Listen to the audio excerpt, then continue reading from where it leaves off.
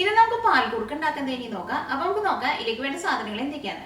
അതിന് വേണ്ടിയിട്ട് ഞാനിവിടെ 5 ടേബിൾ സ്പൂൺ വറുത്ത അരിപ്പൊടി എടുത്തിട്ടുണ്ട്. പിന്നെ വേണ്ടത് ശർക്കരയാണ്. ശർക്കര നിങ്ങളുടെ മധുരത്തിനനുസരിച്ചിട്ട് ചേർക്കാം. ഞാൻ ഈ പാലുകുറുക്കിലേക്ക് എന്തോരം ശർക്കരയാണ് ചേർക്കണമെന്നുള്ളത് ഞാൻ ആ പാൽ കുറുക്കുന്ന സമയത്ത് ചേർക്കുമ്പോൾ പറയാം. പിന്നെ ഇതിലേക്ക് നമുക്ക് മെയിനായിട്ട് വേണ്ടത് തേങ്ങാപ്പാലാണ് വേണ്ടത്. ഇത് ശർക്കര ചേർക്കുന്ന കാരണം ഇത് പശുമ്പാലിൽ നിങ്ങൾ ഇത് കുറുക്കിയെടുക്കരുത്. പശുമ്പാലിൽ കുറുക്കിയെടുത്തിട്ടുണ്ടെങ്കിൽ പശുമ്പാലിൽ ശർക്കര ചേർത്തിട്ടുണ്ടെങ്കിൽ പാല് പിരിഞ്ഞു പോകും. അപ്പോൾ ഇതിലേക്ക് നിങ്ങൾ തേങ്ങാപ്പാൽ തന്നെ എടുക്കണം. ഞാനിവിടെ ഒരു വലിയ തേങ്ങ പിഴിഞ്ഞ് പാലെടുത്തിട്ടുണ്ട്. അത് 1-ാം പാല് കുറച്ചെടുക്കുക. അത് നമ്മൾ തേങ്ങയിൽ നിന്ന് ഏറ്റവും ആദ്യം പിഴിഞ്ഞെടുക്കുന്ന പാലിനെയാണ് 1-ാം പാൽ എന്ന് പറയുന്നത്. അത് കഴിഞ്ഞിട്ട് ബാക്കി വരുന്ന തേങ്ങാപ്പീരയിലേക്ക് കുറച്ചും കൂടി വെള്ളം കൂടുതൽ ഒഴിച്ചിട്ട് രണ്ടാമത് പിഴിഞ്ഞെടുക്കുന്ന പാലിനെയാണ് 2-ാം പാൽ എന്ന് പറയുന്നത്. ഞാനിവിടെ 2-ാം പാല് ഇതേപോലത്തെ ഒരു സ്റ്റീൽ പാത്രം നിറച്ചെടുത്തിട്ടുണ്ട്. പിന്നെ ഇതിലേക്ക് ജീരകം പൊടിച്ചതും വേണം, ഏലക്കായ പൊടിച്ചതും വേണം. അപ്പോൾ നമുക്ക് നോക്കാം ഇതെങ്ങനെ പാൽ കുറുക്കാക്കാന്ന്. പെസഹാപ്പാൽ കുറുക്കിയെടുക്കാൻ വേണ്ടിയിട്ട് ഒരു പാൻ എടുക്കാം. ഇതിലേക്ക് ഞാനിവിടെ 5 ടേബിൾ സ്പൂൺ വറുത്ത അരിപ്പൊടിയാണ് ചേർക്കുന്നത്.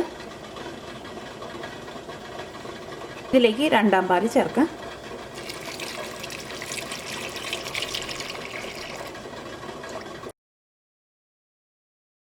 കട്ടയൊന്നും ഇല്ലാണ്ട് നന്നായിട്ട് തേങ്ങാപ്പാലിൽ ഈ അരിപ്പൊടി മിക്സ് ചെയ്തിട്ട് എടുക്കാം.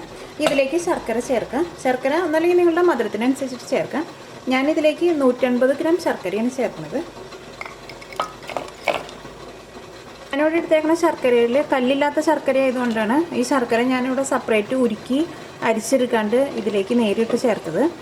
നിങ്ങൾ വാങ്ങിക്കുന്ന ശർക്കരയിൽ കല്ലുള്ള ശർക്കരയാണെങ്കിൽ ആ ശർക്കരയിലേക്ക് കുറച്ച് വെള്ളം ഒഴിക്കുക.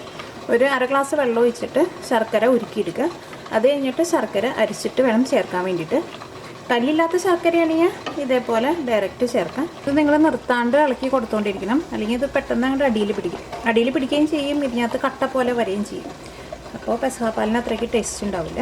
ഇതൊട്ടും കട്ട പിടിക്കാണ്ട് ഇതേപോലെ നിങ്ങൾ നിർത്താണ്ട് ഇളക്കി കൊടുത്തുകൊണ്ടിരിക്കണം. അപ്പോൾ ഇത് ചെറുതായിട്ട് തിക്കായിട്ടുണ്ട്. ഇത് ഒരുപാട് കട്ട പോലെ തിക്കാവാൻ വേണ്ടിയിട്ട് നിൽക്കരുത്. ഈ തീ നന്നായിട്ട് കുറച്ച് വയ്ക്കുക. ഇതിലേക്ക് 1-ാം പാൽ ചേർക്കാം. ഏലക്കായയുടെ പൊടിയും ജീരകത്തിൻ്റെ പൊടിയും ചേർക്കാം. അത് നിങ്ങളുടെ ടേസ്റ്റിനനുസരിച്ചിട്ട് ചേർക്കാം.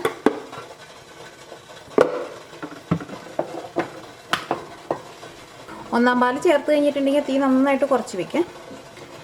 അല്ലെങ്കിൽ തീ അങ്ങനെ കൂട്ടി വെച്ചിട്ടുണ്ടെങ്കിൽ ഇത് പെട്ടെന്ന് അങ്ങോട്ട് തിക്കായിപ്പോവും.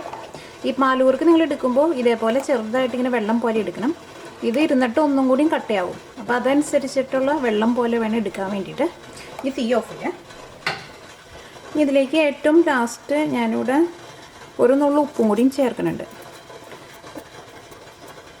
അത് നിങ്ങൾക്ക് വേണമെന്നുണ്ടെങ്കിൽ ചേർത്താൽ മതി. അതേപോലെ ഒരു നുള്ളു ഉപ്പും കൂടിയും ചേർത്തിട്ടുണ്ടെങ്കിൽ ഈ പാലൂർക്ക് കഴിക്കുമ്പോൾ കുറച്ചും കൂടി നല്ല ടേസ്റ്റ് ഉണ്ടാവും. ഒരുപാട് ചേർക്കണ്ട, ഒരു നുള്ളു ഉപ്പ് ഏറ്റവും ലാസ്റ്റ് ചേർക്കുക. തീ ഓഫ് ചെയ്തിട്ട് ചേർത്താലും മതി. ഇനി പെസഹാപ്പാൽ നമുക്ക് വേറൊരു പാത്രത്തിലേക്ക് പകർത്താം.